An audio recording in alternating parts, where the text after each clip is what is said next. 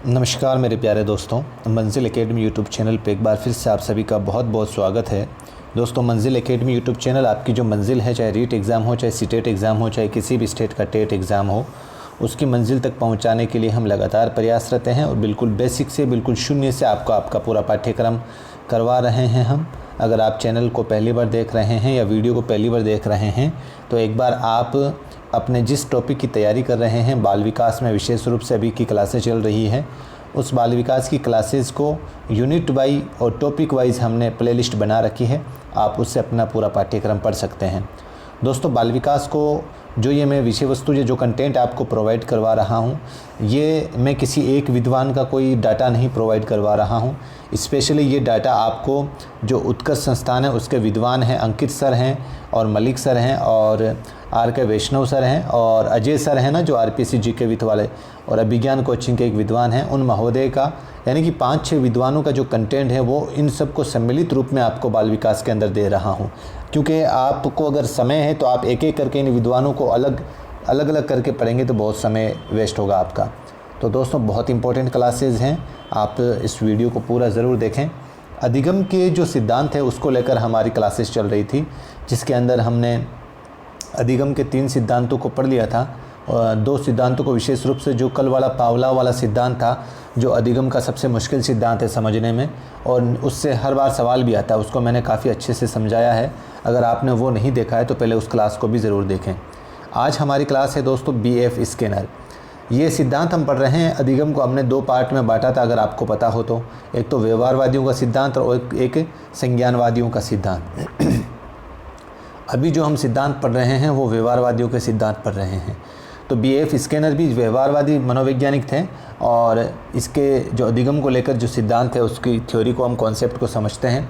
इनका पूरा नाम था दोस्तों वुडरहस फ्रेडरिक स्कैनर, जिसको आप BF स्कैनर बोलते हैं। ये अमेरिका के विद्वान थे और इनके जो सिद्धांत का नाम था वो था क्रिया प्रसूत अनुबंधन सिद्धांत।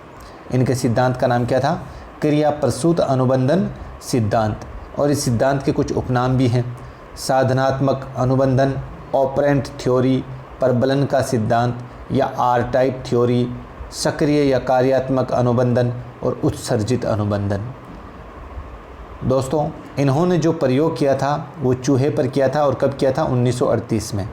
इन्होंने कबूतर पर भी प्रयोग किया था 1943 ईस्वी के अंदर। इन्होंने जिस बॉक्स पर इस पे प्रयोग किया था तो उस बॉक्स का नाम था स्कैनर बॉक्स या आवाज़ रोधी बॉक्स। स्कैनर बॉक्स या आवाज़ रोधी बॉक्स। अब यहाँ पर इस प्रयोग के अंदर जो अनुक्रिया करता है वो तो है दोस्तों चूहा है या कबूतर है, और जो पुनर्बलन की भूमिका जो निभाएगा इस सिद्धांत में वो है भोजन। दोस्तों, आपने देखा होगा, इस सिद्धांत को आगे भी कई बार पढ़ा होगा। इस तरीके से एक बॉक्स बना हुआ रहता है और यहाँ पर एक लीवर लगा रहता है यहाँ पर। तो जैसे जैसे चूहा उछलता कूदता हुआ जैसे इस लीवर पे पड़ता है तो यहाँ एक नलिका के अंदर एक भोजन की कटोरी रखी हुई रहती है। जैसे ही इस लीवर पे उस चूहे का पैर पड़ता है, इस लीवर से, इस नली से भोजन के दाने जो है वो इसके अंदर आ जाते हैं। तो इस तरीके से इस पर प्रयोग किया था। यानी कि इस सिद्धांत में उद्दीपक नहीं है, क्योंकि यहाँ पर उद्दीपक क्या है? भोजन है, और भोजन निष्क्रिय पड़ा हुआ है सिर्फ। क्योंकि जब इस चूहे को पुनर्बलन मिलेगा, अगर ये लीवर दबाएगा और भोजन मिलेगा पुनर्बलन के रूप में, तो वो अनुक्रिया करेगा। अगर यहाँ पर भोजन की जगह सर पे इसके चोट या हथौड़ा पड़ेगा तो ये यहाँ पर अनुक्रिया थोड़ी करेगा। तो कहने का मतलब इस सिद्धांत में उद्दीपक नहीं है, क्योंकि इसमें सीखने वाला सक्रिय होता है और उद्दीपक निष्क्रिय। इस प्रयोग के आधार पर स्किनर ने 2 प्रकार की अनुक्रियाओं का उल्लेख किया है। एक अनुक्रिया का नाम है प्रकाशित अनुक्रिया और दूसरी है उत्सर्जित अनुक्रिया। ध्यान से समझना है दोस्तों।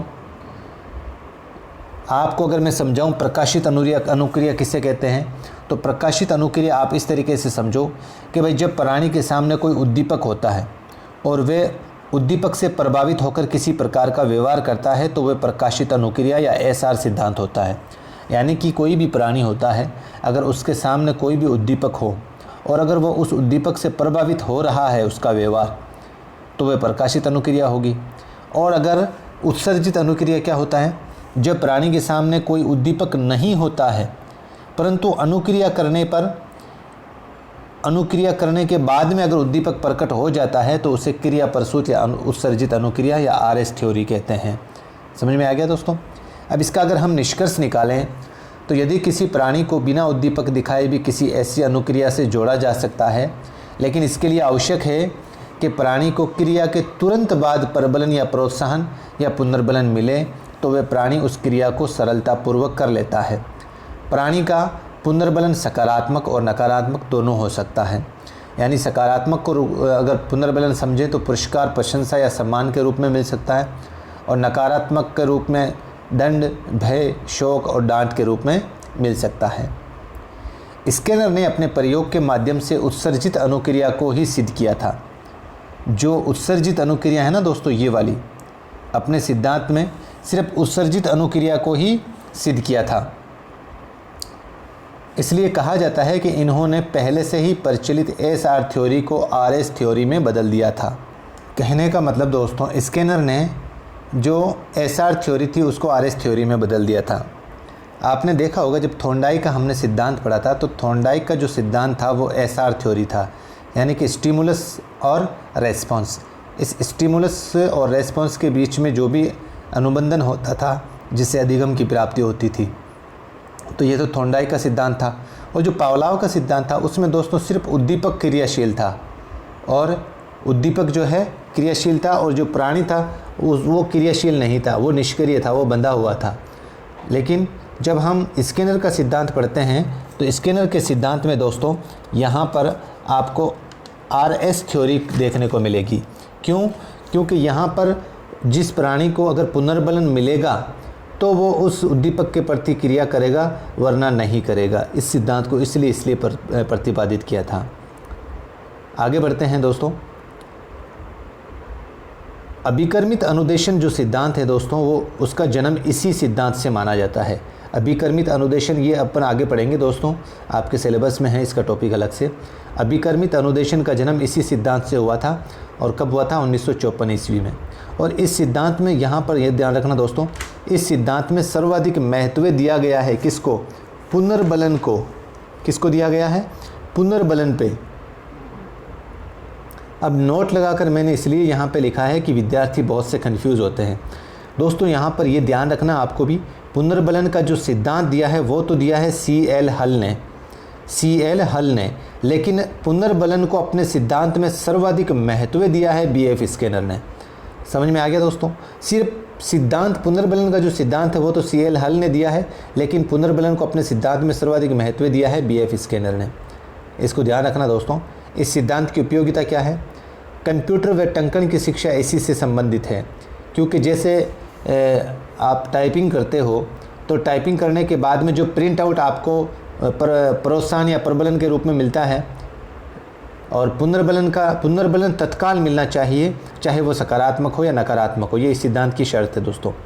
ये सिद्धांत स्पष्ट करता है कि पहले शिक्षण होगा तब अधिगम की प्राप्ति होगी। बहुत इंपॉर्टेंट लाइन है, और ये सवाल यहाँ से विशेषताओं से इसका या उपयोगिताओं से इसका एक सवाल पुटअप हो सकता है आपको।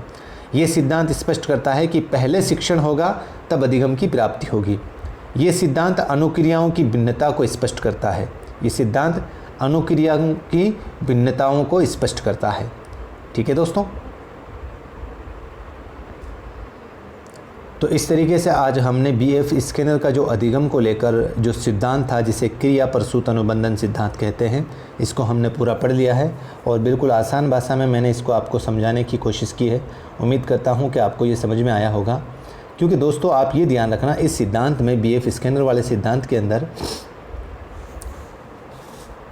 यानी कि स्किनर ने ये इस प्रयोग के आधार पर ये सिद्ध किया था कि यदि किसी प्राणी को कोई क्रिया करने के लिए दी जाए, ध्यान से समझना, BF स्किनर ने इस प्रयोग के आधार पर यह सिद्ध किया था कि अगर किसी प्राणी को कोई क्रिया करने के लिए दी जाती है तो वह प्राणी उस क्रिया को तब तक दोहराता है जब तक उसे प्रोत्साहन की प्राप्ति होती है।